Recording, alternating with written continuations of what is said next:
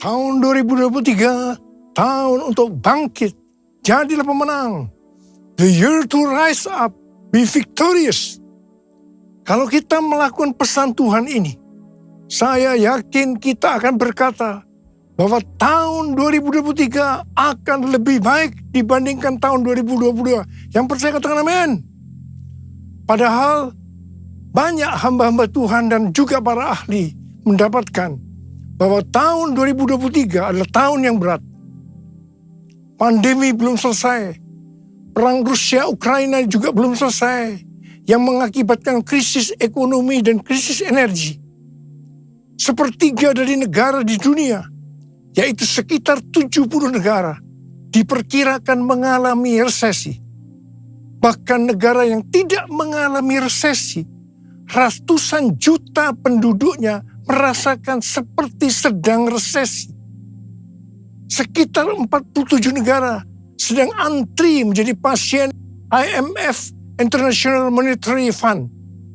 Indonesia pernah mengalami masa ini, yaitu pada tahun 1997-1998. Pastor D, seorang nabiah hamba Tuhan dari Perth, Australia, yang sudah sekitar 2 tahun menjadi pendoa syafaat saya, di mana nubuatan tajam memberikan nubuatan bahwa tahun 2023 badai dalam ukuran besar akan banyak terjadi. Gempa bumi di atas 5 skala Richter juga akan banyak terjadi. Kita diminta untuk menghardik lempengan-lempengan tektonik yang menyebabkan gempa bumi dengan berkata, dalam nama Yesus, diam, tenanglah. Dan Indonesia juga sedang memasuki tahun politik. Pada tanggal 14 Februari 2024 akan diadakan pemilihan presiden. Biarlah kita berdoa untuk ini dengan meminta presiden yang takut akan Tuhan, nasionalis dan toleran. Cindy Jacob mewakili Apostolic Council of Prophetic Elders, yaitu Dewan Kerasulan para Tetua Kenabian, mengatakan bahwa tema tahun 2023 adalah tahun berkat melimpah dan kekacauan. Mungkin ini terkesan kontradiktif. Bagaimana kita dapat memiliki berkat yang melimpah sekaligus kekacauan? Penjelasannya adalah kita akan melihat berkat melimpah di tengah kekacauan. Kita ingat pesan Tuhan di awal tahun 2023. Yaitu meskipun keadaan tahun 2023 tidak baik, tetapi kita harus percaya bahwa tahun 2023 akan lebih baik dibandingkan tahun 2022. Apa dasar kita untuk percaya bahwa tahun 2023 akan lebih baik dibandingkan tahun 2022? Alasan pertama, sesuai dengan Ratapan 3 ayat 22 dan 23 yang berkata, tak berkesudahan kasih setia Tuhan, tak habis-habisnya rahmatnya, selalu baru tiap pagi, besar kesetiaan. Kita harus percaya bahwa kasih Tuhan selalu baru tiap pagi, selalu baru tiap minggu, selalu baru tiap bulan, dan selalu baru tiap tahun. Alasan yang kedua, sesuai dengan Ratapan 3 ayat 24 yang berkata, Tuhan adalah bagianku, kata jiwaku. Oleh sebab itu aku berharap kepadanya. Jadi kalau kita berharap kepada Tuhan, maka kita akan berkata, tahun 2023 akan lebih baik dibandingkan tahun 2022. Haleluya! Alasan yang ketiga, kalau hati kita melekat kepada Tuhan, karena kita hidup intim dengan Tuhan, sesuai dengan Mazmur 91 ayat 14 sampai dengan 16, maka yang pertama, Tuhan akan meluputkan dan membentengi kita terhadap sakit penyakit, panah api dari si jahat, jerat penangkap burung, kedahsyatan malam atau terror of the night, yang berbicara tentang penculikan, perampokan, pemerkosaan, pembunuhan, terorisme, peperangan, dan lain-lain. Dan hal yang kedua, Tuhan akan menjawab ketika kita berseru pada masa kesesakan. Hal yang ketiga, akan memuliakan kita. Hal yang keempat, Tuhan akan memberikan panjang umur dengan berkat yang melimpah. Dan hal yang kelima, Tuhan akan memberikan keselamatan. Haleluya! Alasan yang keempat, kita percaya bahwa tahun 2023 akan lebih baik dibandingkan tahun 2022. Karena kita bangkit dan jadi pemenang. Tuhan melalui Cindy Jacob dan para nabi ini juga menunjukkan tentang Goshen.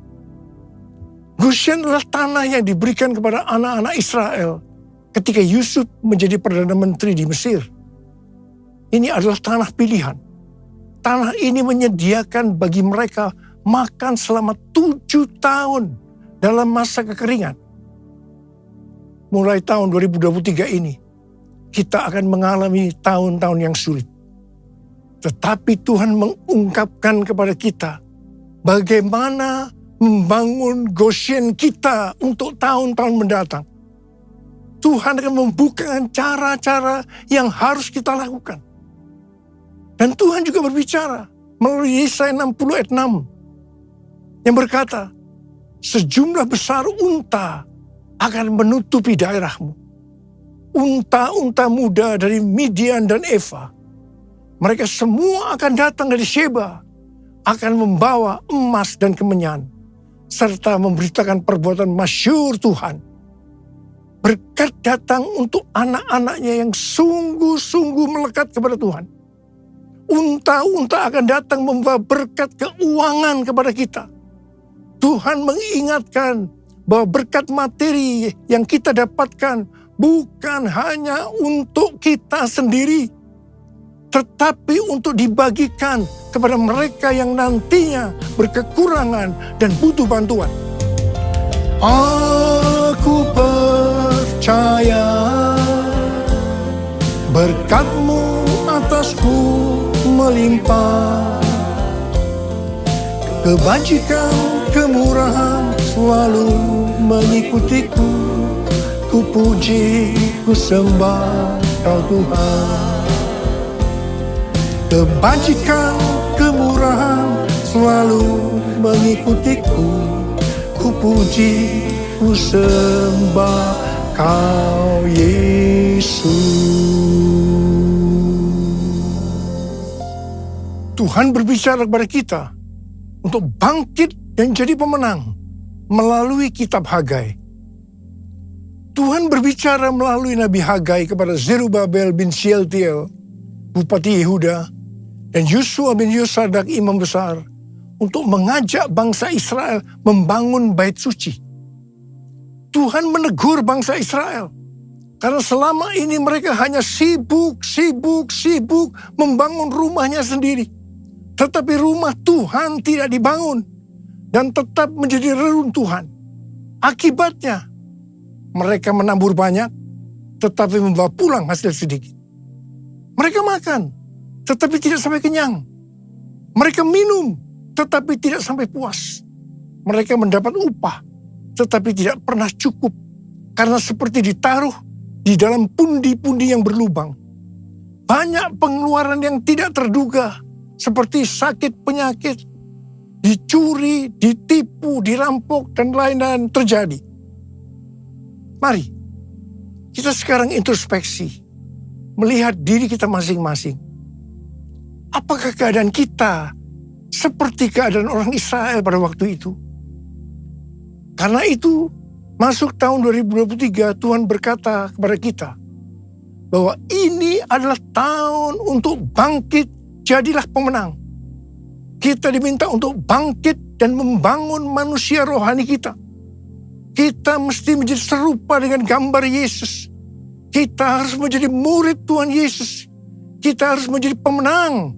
Maka Tuhan akan mencurahkan berkat, baik secara jasmani maupun rohani. Sesuai dengan Roma 8 dan 29. Bahwa goal kita sebagai orang percaya adalah menjadi serupa dengan gambarnya. Artinya menjadi murid Tuhan Yesus. Supaya menjadi serupa dengan gambarnya, maka sesuai dengan 1 Yohanes 2 ayat 6, kita harus hidup sama seperti Kristus telah hidup. Kalau kita hidup sama seperti Kristus telah hidup, pasti kita akan menjadi serupa dengan gambarnya. Karena itu kita harus menjaga agar kita tetap memiliki kasih yang semula. Kalau kita membangun kerohanian kita untuk menjadi seperti Kristus, maka kita percaya berkat Tuhan, baik secara rohani maupun jasmani, akan kita alami meskipun di tengah kekacauan. Mari, dengan kuasa Pentakosta ketiga, kita selesaikan amanat agung. Dan setelah itu, Tuhan Yesus datang kembali. Haleluya! Tuhan pada waktu itu berkata kepada bangsa Israel, bahwa berkat Tuhan akan turun dengan cara Tuhan yang menggoncangkan langit dan bumi, laut dan darat. Tuhan akan menggoncangkan bangsa-bangsa, sehingga barang yang indah-indah di bangsa-bangsa akan datang mengalir, memberkati mereka. Tuhan berkata, kepunyaankulah perak, kepunyaankulah emas. Hal yang seperti ini yang akan terjadi pada tahun 2023. Seperti yang telah dinubuatkan oleh Cindy Jacobs, bahwa tahun 2023 adalah tahun berkat melimpah dan kekacauan. Di mana ini dapat diartikan bahwa kita akan melihat berkat yang melimpah di tengah kekacauan. Kerajaanmu datanglah, kehendakmu jadilah, di bumi seperti di surga. Kerajaanmu datanglah, kehendakmu jadilah, di bumi seperti di surga. Kerajaanmu datanglah, kehendakmu jadilah, di bumi seperti di surga. Di bumi seperti di surga. Tuhan juga berbicara agar kita bangkit dan menjadi pemenang dalam hal memberi dalam kemurahan hati. Dasar bahwa kita diminta untuk memberi dalam kemurahan hati adalah, yang pertama, karena Allah kita adalah Allah yang murah hati. Dan hal yang kedua, Tuhan Yesus memberikan teladan memberi dalam kemurahan hati. Apa yang Tuhan Yesus lakukan? Yang pertama, dia rela mati bagi kita karena mengasihi kita. Kasih yang terbesar adalah memberikan nyawa untuk sahabat-sahabatnya. Adakah pemberian yang lebih murah hati dari memberikan nyawa? Tuhan Yesus lebih dahulu mengasihi kita. Contoh memberi dalam kemurahan hati, seperti terdapat dalam Roma 12 ayat 1 yang berkata, karena itu, saudara-saudara, demi kemurahan Allah, aku menasihatkan kamu, supaya kamu mempersembahkan tubuhmu sebagai persembahan yang hidup, yang kudus, dan yang berkenan kepada Allah. Itu adalah ibadahmu yang sejati. Tuhan menghendaki kita melakukan ini. Persembahan kepada Tuhan bisa berupa ucapan syukur dan penyembahan, taat kepada firman-Nya, melayani pekerjaan Tuhan, serta persembahan berupa materi, seperti persembahan khusus, persembahan persepuluhan, persembahan sulung, merupakan bukti ketaatan kita kepada firman Allah melalui gereja tempat kita tertanam. Ada 3 macam respon dari orang percaya dalam hal memberi, dalam kemurahan hati. Respon pertama, bagi yang memiliki hubungan yang intim dengan Tuhan, mereka akan memberi dengan standar tinggi, yaitu senantiasa berupaya memberikan yang terbaik untuk Tuhan. Sebagai contoh, Maria yang intim dengan Tuhan, mengurapi kaki Tuhan Yesus dengan rambutnya, dengan minyak narwastu yang mahal harganya, yaitu sekitar 300 dinar. Itu merupakan upah 1 tahun bagi seorang pekerja. Jadi sangat besar nilainya. Dan ini merupakan persembahan yang terbaik. Respon yang kedua, bagi mereka yang tidak intim dengan Tuhan, mereka hanya dapat memahami bahwa memberi persembahan secara materi itu hanya sebagai hukum yang tertulis. Ketika yang lain sudah dengan tekun memberi, dengan setia, persembahan persepuluhan, persembahan khusus, dan persembahan sulung, dia masih sibuk menggali apakah persembahan-persembahan itu alkitabiah atau tidak. Respon yang ketiga, bagi mereka yang cinta uang dan pencuri kas milik Tuhan seperti Yudas Iskariot, akan mengkritik orang seperti kepada Maria yang memberikan persembahan yang terbaik kepada Tuhan, yaitu minyak narwastu yang mahal harganya. Dengan dalih, mengapa tidak diberikan kepada orang miskin saja? Demikian juga mereka yang termasuk orang-orang yang seperti ini akan menyamaratakan semua pendeta yang mengajar tentang memberi persembahan uang sebagai golongan pendeta yang mencari keuntungan dari jemaat. Bukan rahasia lagi bahwa cukup banyak pendeta yang takut untuk memberikan pelajaran tentang kebenaran memberi persembahan uang dalam kemurahan hati. Apa akibatnya? Akibatnya, baik pendeta itu maupun jemaatnya gagal untuk menerima berkat yang terbaik dari Tuhan. Kesimpulannya, memberi persembahan materi dalam kemurahan hati hanya dilakukan oleh orang-orang yang hidupnya intim dengan Tuhan. Saya berdoa agar berkat yang terbaik dari Tuhan akan kita terima dalam tahun 2023 ini, karena kita intim dengan Tuhan. Ku sembah Kau Tuhan, ku mengangkat tanganku, selamanya Kau ajaib bagiku. Ku sembah Kau Tuhan, ku mengangkat wajahku, selamanya Kau hebat bagiku. Haleluya,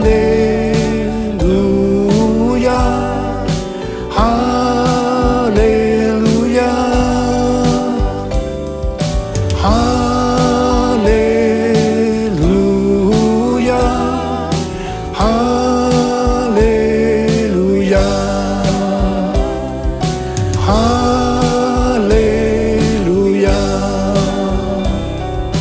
haleluya.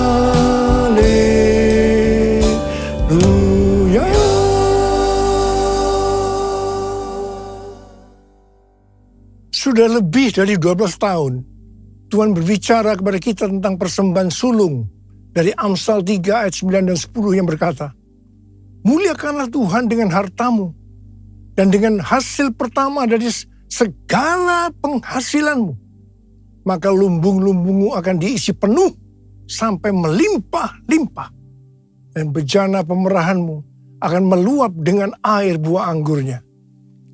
Sesuai dengan referensi dari catatan Amsal 3 ayat 9 dan 10 dari The Apologetics Study Bible dan catatan Alkitab Penuntun Hidup Berkelimpahan dari Life Application Study Bible versi Injili, maka yang dimaksudkan dengan persembahan sulung adalah hasil pertama yang merupakan hasil terbaik secara kualitas dan kuantitas.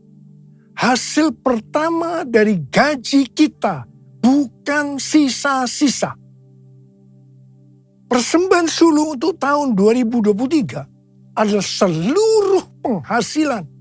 seluruh penghasilan yang didapatkan pada bulan Januari 2023 yang diberikan pada bulan Februari 2023. Dalam Alkitab, Tuhan Yesus sendiri yang menyinggung tentang memberikan persembahan dari seluruh penghasilan seorang janda miskin dalam Markus 12 ayat 41 sampai 44. Pada suatu kali Yesus duduk menghadapi peti persembahan dan memperhatikan bagaimana orang banyak memasukkan uang ke dalam peti itu. Banyak orang kaya memberikan jumlah yang besar. Lalu datanglah seorang janda yang miskin dan ia memasukkan 2 peser, yaitu 1 duit. Maka dipanggilnya murid-muridnya dan berkata kepada mereka, aku berkata kepadamu, sesungguhnya janda miskin ini memberi lebih banyak daripada semua orang yang memasukkan uang ke dalam peti persembahan. Sebab mereka semua memberi dari kelimpahannya. Tetapi janda ini memberi dari kekurangannya semua yang ada padanya, yaitu seluruh nafkahnya. Di sini Tuhan Yesus tidak melihat besarnya jumlah persembahan, tetapi berapa persen dari penghasilannya yang dipersembahkan. Meskipun jumlah persembahan janda miskin ini relatif kecil dibandingkan orang kaya tadi, tetapi Tuhan Yesus berkata, janda miskin ini memberikan lebih banyak dibandingkan dengan semua orang kaya itu. Mengapa? Karena persembahan yang diberikan janda miskin itu adalah seluruh nafkahnya, yaitu seluruh yang dia miliki. Ini contoh memberi dalam kemurahan hati. Persembahan sulung adalah bentuk memberi dalam kemurahan hati. Ini merupakan tolok ukur yang valid untuk menguji apakah kita memberi dalam kemurahan hati. Persembahan sulung diberikan dengan kerelaan hati dan ucapan syukur, bukan karena paksaan. Sekali lagi, bukan karena paksaan. Amsal 11 ayat 24 dan 25 berkata, ada yang menyebar harta, tetapi bertambah kaya. Ada yang menghemat secara luar biasa, namun selalu berkekurangan. Siapa banyak memberi berkat, diberi kelimpahan. Siapa memberi minum, ia sendiri akan diberi minum. Tahun 2023 adalah tahun untuk bangkit. Jadilah pemenang dalam hal memberi dalam kemurahan hati. Kita akan berkata bahwa tahun 2023 akan lebih baik daripada tahun 2022. Kita akan mengalami berkat yang melimpah meskipun dunia mengalami kekacauan. Haleluya! Perbuatannya besar, perbuatannya besar, perbuatannya besar, pujilah namanya, pujilah Tuhanku dengan segenap hatiku, pujilah namanya, pujilah Tuhanku dengan segenap hatiku, pujilah namanya, pujilah namanya, pujilah namanya. Mari angkat tangan saudara, angkat tangan kita, sembah dia. Kita berbahasa roh saat ini. Berbahasa roh, berbahasa roh, berbahasa roh.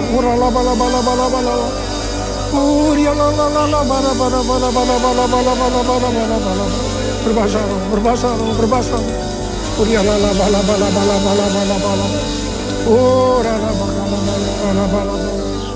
Kamu berdoa buat anak-anakmu yang angkat tangan di hadapanmu saat ini, Tuhan.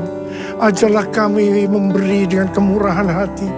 Hamba-Mu percaya kalau kita melakukan itu, berarti kita bangkit dan jadi pemenang.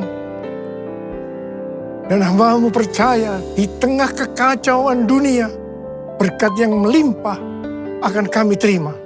Oh ralabalaba, terima, terima, terima, terima, terima, terima, terima, terima, terima, terima. Oh rabasyikalabalaba. Ya Abah, ya Abah, terima kasih. Terima kasih Abah, terima kasih. Dalam nama Yesus, dalam nama Yesus, dalam nama Yesus. Amin.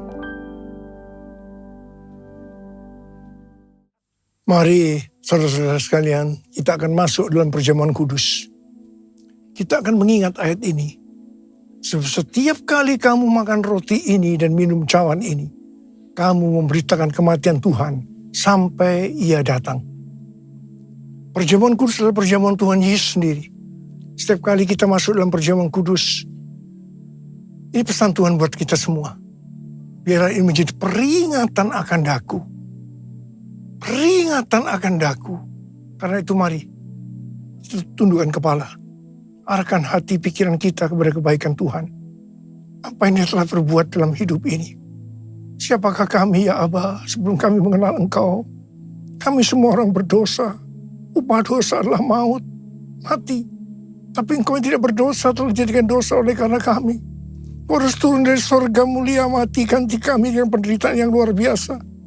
Sungguh kalau kami pikirkan Tuhan, kalau kami pikirkan betapa baiknya Engkau itu, betapa baiknya Engkau ya Aba. Kau jadikan kami sebagai anak-anak-Mu. Kau berkati, Kau tuntun, Kau bela, Kau ajar kami.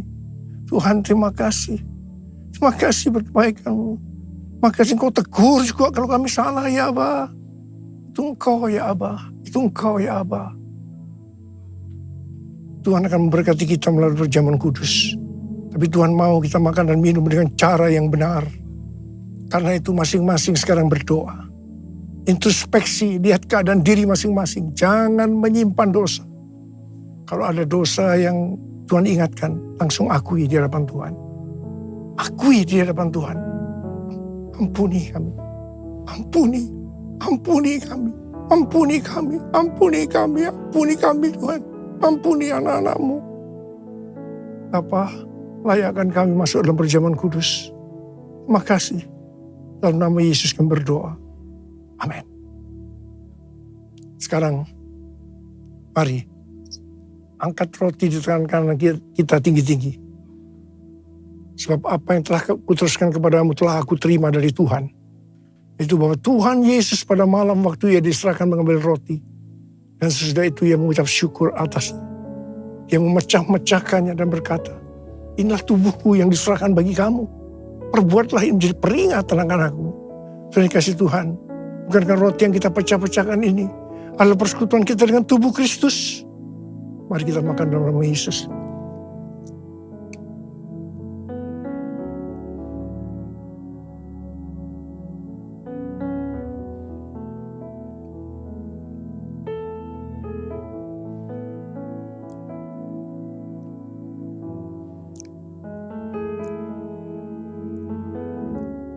Sekarang angkat cawan di tangan kanan kita tinggi-tinggi.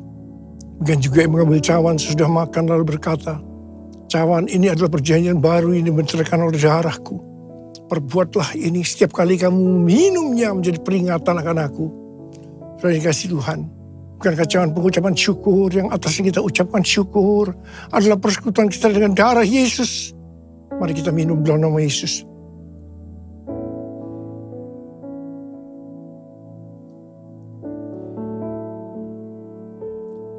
Mari angkat tangan kita. Ucapkan syukur dengan suara, jangan diam. Ya Tuhan, terima kasih Tuhan. Terima kasih ya Tuhan. Terima kasih ya Tuhan. Terima kasih ya Tuhan. Ya Aba, ya Aba, ya Aba, ya Aba, terima kasih. Terima kasih ya Aba. Terima kasih ya Aba. Ora-la-ba-la-ba-la-ba-la-ba-la-ba. Hamba berdoa. Saya mau mendoakan bagi mereka yang sakit. Angkat tangan saudara. Tuhan, Kau melihat tangan yang terangkat. Mereka membutuhkan pertolongan Tuhan. Mereka sakit. Mereka membutuhkan pertolongan Tuhan. Dalam nama Yesus, sembuh. Dalam nama Yesus, sembuh. Sembuh. Sembuh. Sembuh. Terima kesembuhan. Terima pemulihan. Terima. Apa? Urapi kami ya Abah. Terima pengurapan Tuhan. Terima. Kami terima pengurapan-Mu Tuhan. Kami terima pengurapan-Mu. Kami terima. Terima kasih. Terima kasih Yesusku. Terima kasih Yesusku. Puji syukur hanya bagi Tuhanku. Terima kasih Yesusku. Terima kasih Yesusku. Puji syukur hanya bagi Tuhanku. Terima kasih Yesusku. Terima kasih Yesusku. Puji syukur hanya bagi Tuhanku. Terima kasih Yesusku. Terima kasih Yesusku. Puji syukur hanya bagi Tuhanku. Puji syukur hanya bagi Tuhanku. Puji syukur hanya bagi Tuhanku.